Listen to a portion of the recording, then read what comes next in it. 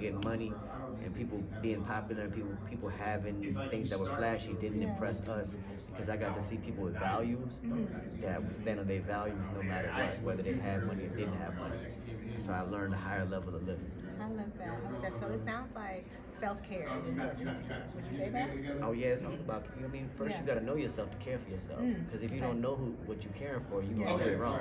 Yeah, very true. Yeah. What would you say is the most important lesson you learned about yourself, and how does it affect you? It is always knowledge self. It's always gonna go back to self. Even if you think about revolution, you got to go back to the revolution with you. Even if you think about what can you change in the world, you got to think about what you change in yourself, because it's gonna happen outside of you too. Right, right. Now talk to me about what I know how much you pour into the youth and how important that is. So talk to me a little bit about when that journey started and what you've learned from the youth. They teach us stuff too. So yeah, and like I said, I think the information They come from the source. They're not diluted, mixed, and tampered with yet, because they coming from where the source is. They come and bring you like that unadulterated, unfiltered. Sometimes you ain't gonna want to hear it. And then if you're seeing them going through something stressful, that becomes your responsibility, because even if you're doing bad as an adult, there's always somebody younger than you that you could help, that you could benefit. So our culture's always been about the young. Like these books were made so that people could put them in the hands of the young, and now we have people that have grown up with these books and they've used them to homeschool their own children. Wow, that's so important. And I feel like the way we learn is just changing. Like millennials, just the way we think is really like culture is changing. But I think that there's still so much work to do. So I appreciate you being somebody who's doing the work. Indeed. Now we're at Investfest, so I'm gonna relate this a little bit to finances a little bit. Tell me, what is your financial self-care tip? Don't be a consumer.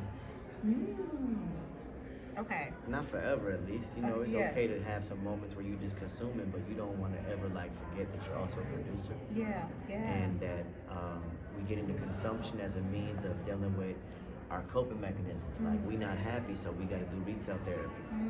And so we end up buying a lot of stuff. That end up putting us in debt slavery. Right. And the shopping and spending and the conspicuous consumption that we do is just a means of making up for how we don't feel about ourselves.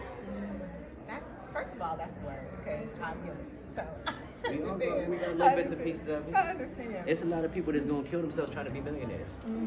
You know, and they don't understand that just hitting the number ain't gonna do it. It's not a number. It's not a number of followers. It's not a number of dollars that's gonna do it for you. Because at the end, it all go back to one. That one in the mirror. That's so true. That's so true, and that's such a thing. You hear people doing that. Oh, I'm going to buy food. I'm going to buy clothes. So I'm going to buy land. Because I've done it. I've done it. Like I went on a spree too. Like I've been on sprees. I bought more cars than I could drive and had more housing than I could live in. It's at any level you can do that, because you're kind of making up for the wounds in yourself. What kind of inner work did you have to do to heal those wounds? It's still ongoing. Perfection is a process. So. Major part of it is just honesty. Honesty and accountability, being able to look at yourself and say what's rotten about it. Because whenever I ask somebody now, like to, before we begin on a journey of changing your life, I always see if they can answer the question, what's rotten about you? I think I know mine. What do you mean? It made me think. And as you go, you're going to find more. You're going to discover more. Like if you start like going after the parts of you that you know that you got to work on, you're going to dig up something underneath that and underneath that. Right. And that's how you get better. Okay, so one of the things I like with like my audience is for them, I like tangible tips. So if you could give 3 things that right now somebody can start doing to make those changes, what would you give them? What advice would you give them? The 3 things that you're going to need to survive the Great Reset. That is to do your own business, which means have a trade. Whatever that trade is, even whether it's doing hair or painting or growing food is the second thing, right? So grow some food, learn how to do that, teach your own children if you have children. If you don't have children, teach the young people that's in your community. And that really will go down to having a trade, because if you have a trade, then you can apply that into the world of growing food, but you can also apply that into teaching young people. If you do those 3 things, then when everybody's cell phone shut off, you're not gonna have your brain go bust. Right. I'm scared. I really appreciate that, because I'm scared. My background's in like marketing, and I always think about that. Like, what if one day it's just like, we can figure this out online? How will that just shift? Which No, probably laughing. So it's it gonna just happen makes in you our think. lifetimes. Yeah. It's scheduled for our lifetimes. Like Yeah. we not elders, so like we gonna see it in our lifetimes. Right. And things that we saw come in is also gonna go out. Yeah. They gonna go out. Like think about people that grew up when electricity first came in. They went through electricity also going out. Yeah, that's so true. That's so true. And I remember like I remember showing my grandmother Skype, and she was like, "This is too much." And I'm like, "Wow, she can see FaceTime and stuff now." And that was so we just see those changes. So, but she ain't gonna lose her mind if it go out.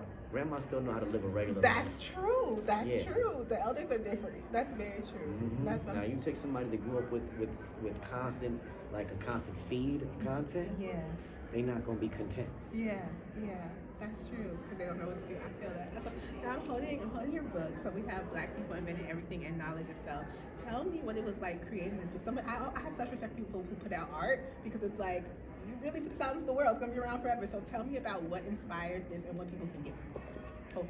Okay, so Knowledge of Self is an anthology. So we took about 50 people and added their perspectives on what it means to be a 5%er, what it means to be one of the 5%. The 5% are the ones that know the truth, teach the truth, and they're not charging you to be able to grow and get your life together, because it'll go against what we stand for. Okay. The only price that you pay is that you're spending time paying attention and you put in the work, right? So we looking for the discipline that it takes. So a lot of people, they couldn't find nobody to teach them. Yeah. So we put it in book form so they could find all the basics and learn what are some of the basic principles of like knowing your history, knowing where you come from, knowing how you connected to the rest of the human family, knowing the origins of why we got wickedness and oppression on the planet, because people don't get that. They don't. And so that's part of like just getting a better awareness of the world we in, because it's not taught in schools, and it ain't taught on too many platforms, because that book used to be banned in prisons. Wow. Yeah. Really? Wow. Yeah. So for a book that was banned in prisons to now be used by homeschooling families, that's big progress. Yeah, and that speaks volumes too. Yeah. This event too, like for us to be at a spot like where it would take a hair show or a car show to sell this space out. Yes. And we now in a space where knowledge is bringing people together here. It's beautiful. It really is. Yeah, it's just walking around like, I'm like, everybody, the looks, everybody happy, that you can feel the excitement. It's like, wow, we're here to learn. You know what I mean? That's so right. It's powerful. It is. Now tell me about Black People Invented Everything, because we did. But yes, tell me a little absolutely. bit about it. And it's important for children to grow up with that knowledge. I just presented this to some people from a few Pan-African countries, and they were so excited about it because that knowledge is kept from people everywhere in the world. And that's actually like global history. Like everywhere in the planet, the first people are Black people. Everywhere in the world, including India, Australia, the Pacific Islands, Hawaii. Just go back in time and you're going to see, okay, Black people is the first people. And so they say the first should be last, and the last should be first. So it gives you a little bit of context into what happened after that period. And then when you get that knowledge and you look at how much creativity and innovation and invention is happening now, it'll show you how we all getting back there too. I love it. Thank you so much. Now, can you tell everybody all your information so everybody knows how to stay if they are already know? All right, so you just gotta look up Supreme Understanding on Amazon. You'll find my books there. You can look me up at supremeunderstanding.com, and you'll find all my projects there now. So since I'm based in Atlanta, I've been doing a lot of land-based community work. And so we have a community center on the west side of the city, and then we have some land southeast of the city. And we're working on developing our program where we take young people from the hood to the woods. Ooh, I like that. Okay. That sounds beautiful. Thank you so much. Thank you.